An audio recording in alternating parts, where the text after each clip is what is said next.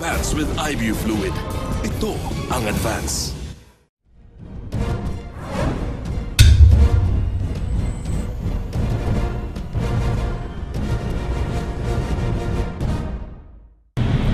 Is the website search friendly? There's this saying that if you don't exist on Google, you don't exist at all. And one of this is a screenshot of a website called Gizmodo, which is one of the biggest gadget magazines, gadget publications in the world. And it's a very simple website. It just consists mostly of text links.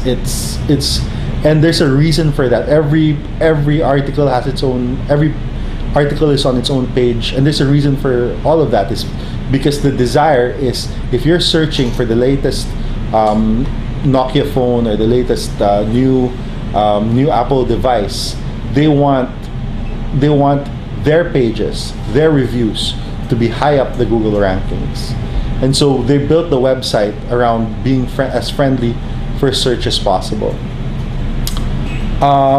There's a very simple format for evaluating a website's search friendliness.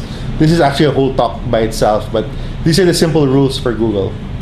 One is Google cannot index on their search engines what they can't read. So they cannot read images, they can't read animation, and they can't read video unless you describe it. So you actually, every time you publish content on your website, you have to make sure that the content is properly tagged. And one of the other big sins, I think, in designing websites is we tend to go straight to Photoshop first. I think the most important thing is to start with a Word document of all of your content and make sure all the content is there before you jump to actually designing. The other question is it easy to use?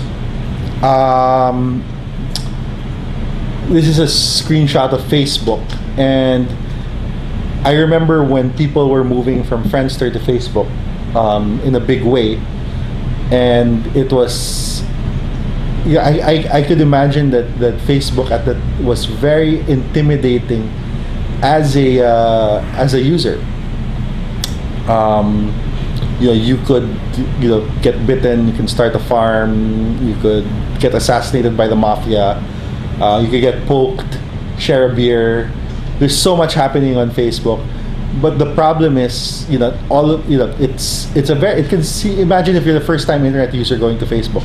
I think this thing's crazy, and there's so much happening on it that if I'm just trying to look for my friends, where am I going to go? What am I going to do?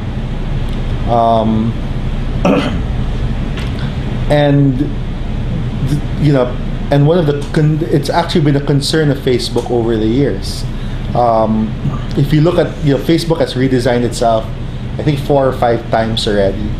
And every single time, one of the things that I notice is they seem to be taking out all the other stuff, the applications, and putting that aside and putting it in its own separate tabs, so that you have actually a central portion of Facebook, which is really just all about your friends sharing stuff. And why is that? Why have they done that? Why have they tried to simplify the experience? And you ask yourself, what's the number one thing that people tend to do on Facebook? Is it add friends? Is it follow friends? I think the number one thing that people use on Facebook is to post a status message. It's to post your shout out, your comment for the day, your what are you up to, what are you doing, and that's a concern for Facebook.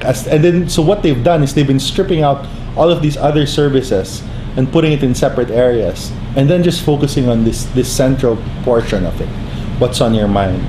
And the reason that they've done that is because somebody else took that what's on your mind, that very simple box on the top of every Facebook page, and they said, let's build a website just around what's on your mind. A simple, easier version of the core function of Facebook, and it's called Twitter. Twitter is literally scaring the crap out of Facebook. And then, I mean, Facebook is the number one website globally, but this is a threat to its dominance because these guys have created something that is simpler to use, and big business is getting around. And Twitter is literally eating Facebook's lunch in 140 character units. And why is this all important? Why is it so important to get yourself out there and become part of this industry? I mean, there's so many things. It's important because number one is the industry as it is in the Philippines is in its infancy.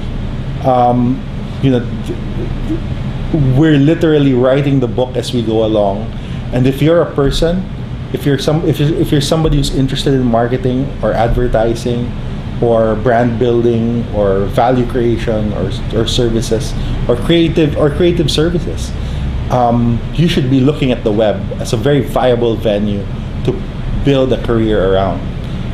This is I'm a director of the Internet and Mobile Marketing Association of the Philippines, and we always talk about we want to create 3 times growth over the next 2 years and things like that for this industry. But to do that, we need to build stuff. We need engineers, programmers, designers. We need marketers, account servicing people. I mean, the industry is just so rich right now that we're really starved for people to actually take over and lead these campaigns, and quality people as well.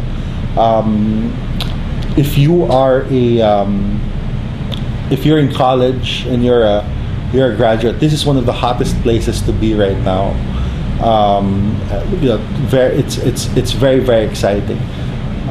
It's also important because at the same time you also need to understand the medium. Not just if you're going to go into business marketing yourself online, you need to understand the medium, not just from the point of view of a user, but as the point of view of a business operator, a marketer, a strategist. What are the implications? What can you do and what can't you do? What's feasible? What works? And read up on it. The fact remains that it's still a very emergent medium, and organizations like IMAP are trying to make it a little bit more accessible to people. But this thing is going to be huge, as it is everywhere else in the world. And I invite everyone to take a crack at it. Start by self-publishing. Start by going on Twitter, playing around and poking around this service. And seeing what you can contribute to the millions of conversations taking place globally on a daily basis. But at the same time, it's also an area for new ideas, that can really catch fire very quickly and at a relatively low cost of implementation. And that's what personally excites me about the online space. That's what I think has been our rallying cry in Havoc, at least, that we want to build new properties that are exciting, that are engaging, that are profitable. The nice thing about being in this space in 2010 as opposed to 2000, I remember in 2000 we were still selling advertising on Pinoy Exchange, and I guess it was very telling of the medium when they said fax me your online proposal. There were it would literally come in under deaf ears from all of these agencies, and it was difficult. I mean, if your client wasn't online themselves, what chance did you have of selling advertising, right? And today, the nice thing is, if you have a good idea and you can create an audience online, I'm 100% sure that someone is going to knock on your door and say, "Can I buy some advertising from you?" Which wasn't the case a decade ago, and that's what makes it exciting in this day and age, and that's what makes the online space, I guess, a much safer venue to put your eggs in now more than ever. So that's my discussion. Feel free to post comments, questions, and I'd love to answer them. Yeah, so there. Thanks and good day.